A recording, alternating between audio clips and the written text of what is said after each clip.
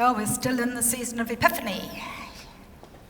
That season when we're hoping to see in a different way something about Jesus that will open our eyes and hearts once again to the power of the story of his life and teaching and his compassion for those who are in need. To see it in a new way. You know, things get a bit when the same thing happens over and again. So we're looking at this time of year for something that will break in and say, yay, that's new. We're hoping to see something we haven't noticed before. It's often said that we glimpse God in Jesus' life and relationships with his contemporaries, in his ministry and in his concern for the well-being of all people. In John's Gospel, the images and ideas tumble over one another, urging us to see Jesus, to see who Jesus really is. Remember, John's writing after the fall of the temple, later in the first century, gathering up all those important ideas and images, trying to encourage people to see who this Jesus man is and why they should still be thinking and celebrating and following him. The theologian Marcus Borg reminds us that the writer of John's Gospel did not so much record the history and memory of the pre-Easter Jesus as the synoptic Gospels do, Matthew, Mark, Luke, and John, but, and I quote, his use of archetypical imagery to testify to the significance of Jesus is magnificent and powerful. For most of us, it is the imagery that tumbles out of John's efforts to persuade us of the power and significance of Jesus that we use when we think about Jesus, especially John's I am statements. You know, the ones, I am the light of the world. I am the bread of life. I am the gate. I am the way, I am the truth, and I am the life. We think about Jesus through these images, and we shape our theology and our relationship with Jesus with these images.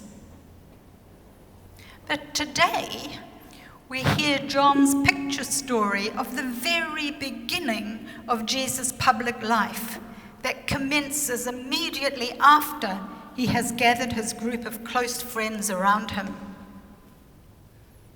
On some mysterious third day, perhaps a link with the resurrection story, the action commences at a relative's wedding in Cana. In this story, Jesus' mother, her name is not used, and a group of servants, also unnamed, are centre stage. A woman and servants. These are the essential characters that frame the commencement of Jesus' ministry at a wedding.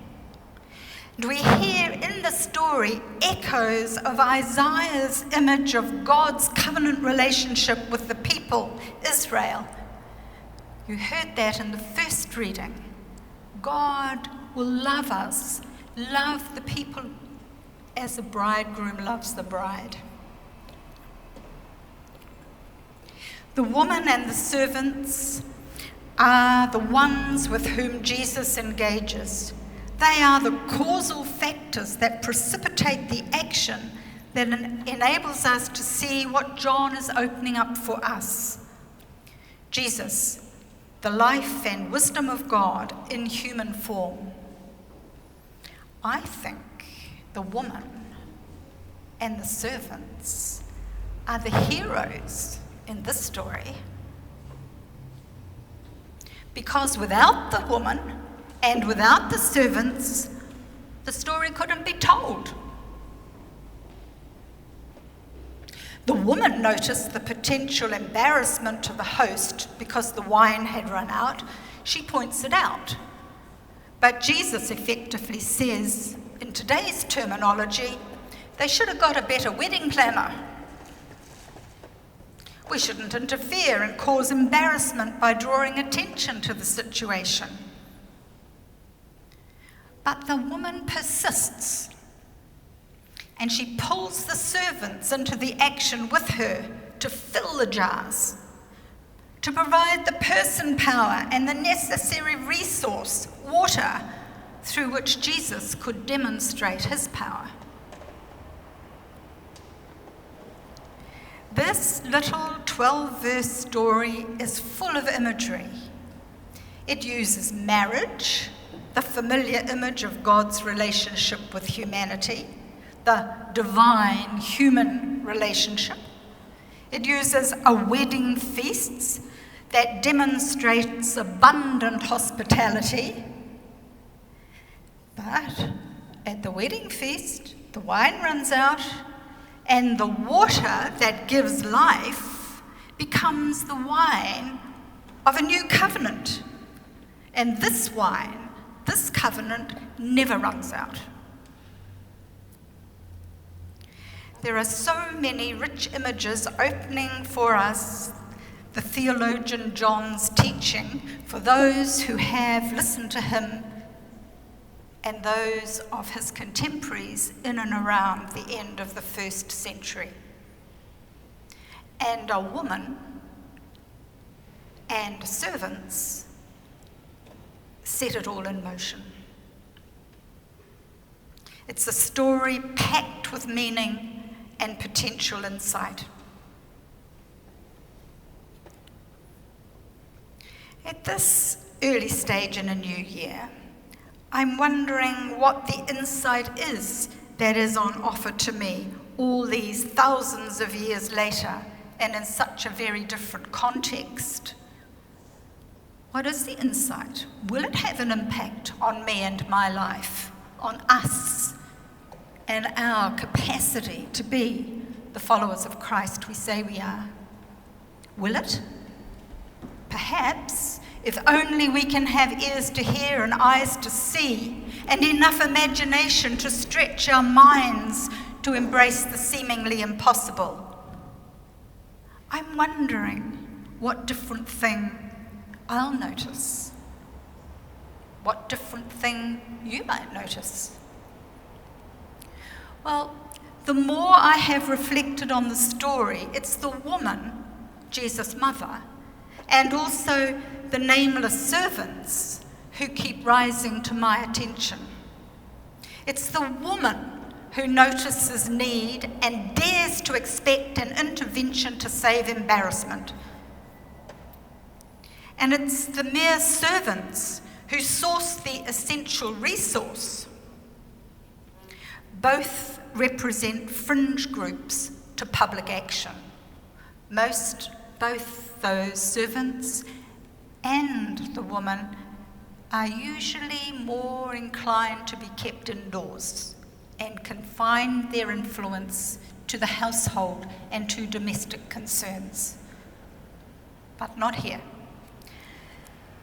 Both are models for us, still today, within the divine-human relationship.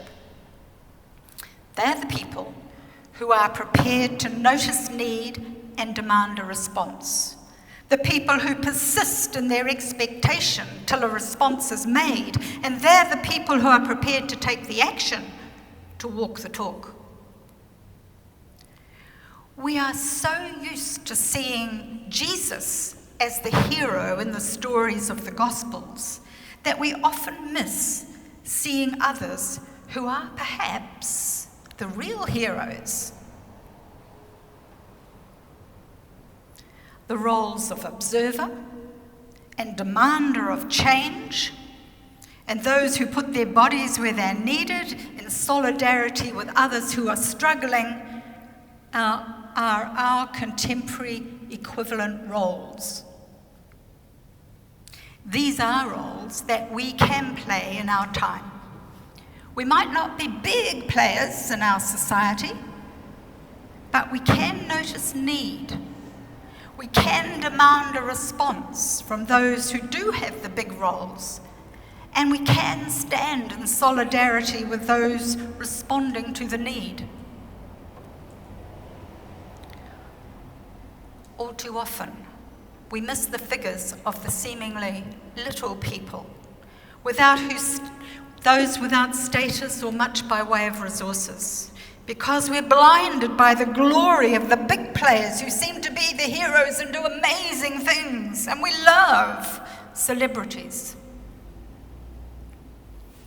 I was thinking of this when I looked at the New Year's honours list. I thought of all the people who the named recipients of the honours represent, all who worked with them, all who received the benefit of their efforts, all who contributed behind the scenes and around them to our self-understanding as a proud bicultural nation. It was the people behind the scenes who are seldom recognised that I became aware of. And it was this, I think, that has opened up my awareness of the characters in John's story. We so often perseverate on Jesus that we forget to notice the other characters, named or not named, individual or collective, personal or metaphorical.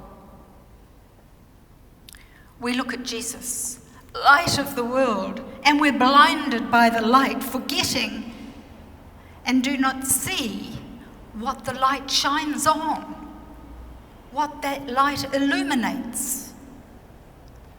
We forget the times when Jesus tried to deflect the light and attention away from himself by going away or telling people not to talk about him or by leaving the scene altogether. We need to remember to look at what the light shone on, to look again at who else is involved in the action. If we look again, we just might see something that we haven't noticed before.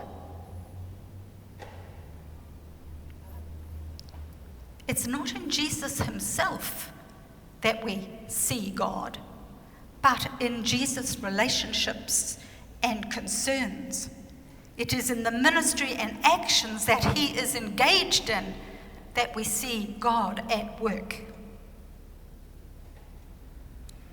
You can be part of this work too, God's work, whether you are a big player or a little player, named or unnamed. You can notice and you can demand action to bring positive creative change. You can do that. And I hope knowing you can is your epiphany this 2025.